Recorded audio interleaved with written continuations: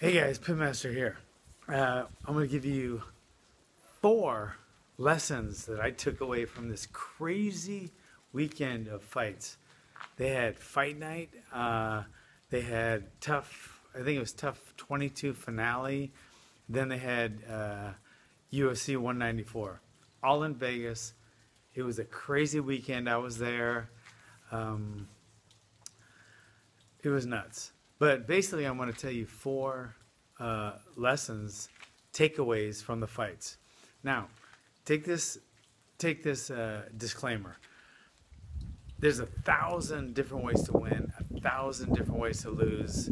When I'm giving you my lessons that I take away from these fights, I'm not criticizing any of the fighters. I know as well as anyone, anything can happen at any split second, and no rule fits all. There's no one rule that fits all. I mean, so with that said, I do have some lessons that I took away that I noticed that I will be bringing back to my gym and teaching my students about it, and it helps to make me a better martial artist and a better martial arts instructor. So when I watch the UFC, just like when I was training fighters or when I'm training fighters and I'm teaching them techniques that they're going to use in the cage, then I watch them use it successfully, then I build on it, try to make it better. It's harder to counter, etc. And I just go from there. But these are a couple of things that I've noticed from last night. It was yesterday, Thursday, Friday, Saturday. Okay, let's go straight into Aldo McGregor. There's a lot of things that happen in that 13 seconds, a lot of looks, a lot of different strategies that were going on. But to me, the thing that beat Aldo, the main thing was the fact that he went straight in a line towards McGregor's power hand. And he seemed to get overzealous, and he didn't angle to the southpaw. To me, if he took his time, instead of rushing in straight in right into a counter left, it wasn't a straight left, it was a hook, but it was coming straight in. He was coming straight into it. So to me, Aldo ran straight in to the fire and caught it right on the chin. Whereas if he took his time a little more and angled and then went straight in, it would have been a little harder for McGregor. So if McGregor's here as a southpaw, and if Aldo took this stance right here to McGregor's right, his left hand wouldn't be quite as effective. So if Aldo came at this angle and then came straight in, it would have been harder for McGregor to counter.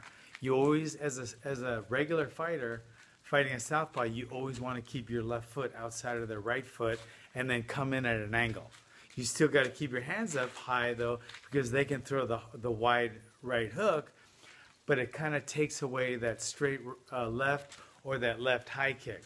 And that's what I was actually working on with Court McGee for this fight, because he was fighting a southpaw that likes to counter with that straight left and that left high kick.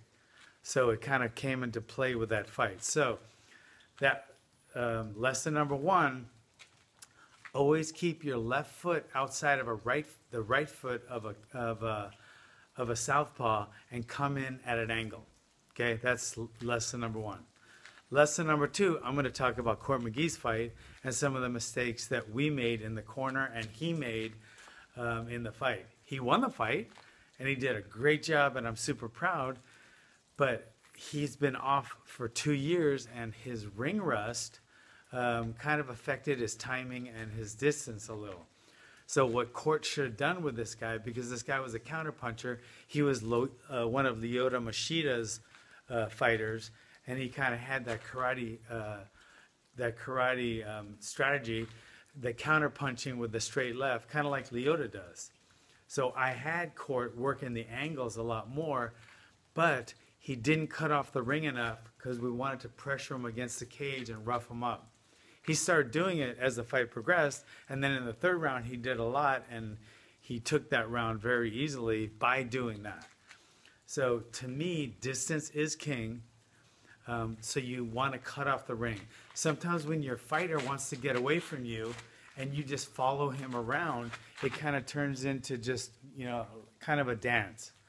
So you don't want to follow your fighter, your opponent around. You want to cut off the ring or cut off the cage. So you want to step here when he steps there, and then you want to be one step wider than him, and you want to angle him into the cage where you can do your damage. Okay, so you want to cut off the ring or the cage. Now, if you want to keep the distance, you always want to be laterally moving, so you want to create the distance. But right now, I don't. So I'm saying cut off the cage so you have less distance, so you can throw harder punches and kicks, etc., and then get out.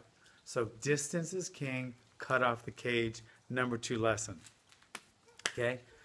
Number 3, Chad Mendes against Frankie Edgar. Sometimes when you want to throw that left hook really hard, people tend to cock it back a little. And what Frankie did beautifully was he cocked his left hand by throwing his right. Now, a lot of times that right will do the damage as well, but sometimes when you throw a hard right, you come back with the power hook, and it's already cocked. So say I want to knock him out with my left hook. Say I notice he's dropping his left hand a little. I'll throw the right hand, and then it automatically cocks my left so I can just come back. So you can cock it and then explode. So it's kind of a fake almost, even though if it hits, it's going to hurt. But you can throw that right hand, and then your left hand automatically comes back and it's cocked, so you can throw your left hook. So you cock your left hand by throwing your right. You could also do it with a straight right, because that automatically cocks my left too.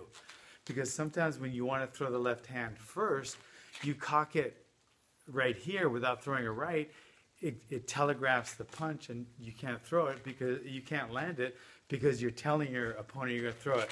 So if I threw my hand back here, my opponent's going to say, oh, he's going to throw his left hook. Oh, let me just, here's my chin. They don't do that. So to cock that left hand, throw the right and then throw the left, okay?